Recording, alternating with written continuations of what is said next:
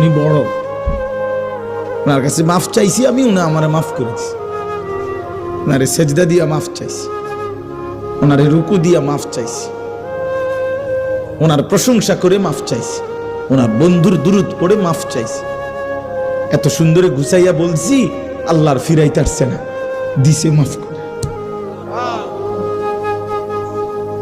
এই জন্য চলেন ইনশাআল্লাহ, নিয়ত করি আমরা নামাজ পড়বো ইনশাআল্লাহ, নামাজ পড়ব, নামাজ পড়ব। প্রিয় ভাই, এবার তরজমা দেখেন।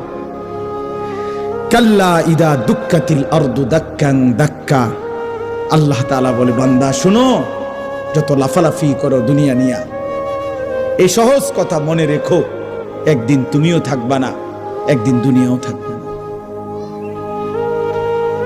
ইজা দুক্কাতিল আরদু দাক্কান দাক্কা, একদিন সত্যি সত্যি আমি আল্লাহ এই জমিন চূর্ণ বিচূর্ণ করে ফেল, একবার ভাঙ্গা চুরা পাউডার বানায় ফেল।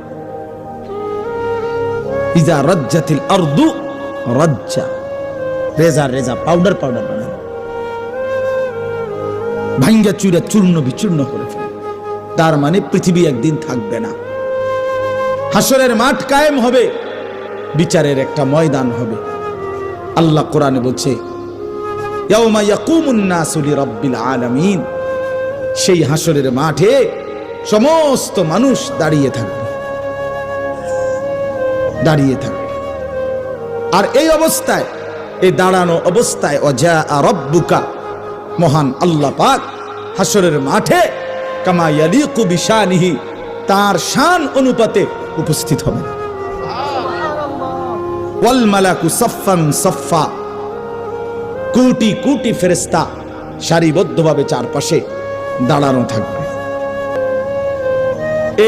এবার এটা মানে একটা চিত্র তুলে ধরছে আল্লাহ হাসরের ময়দানের, যে বান্দা মানুষগুলো সব দাঁড়ানো, মহান আল্লাহ পাক হাজির হলেন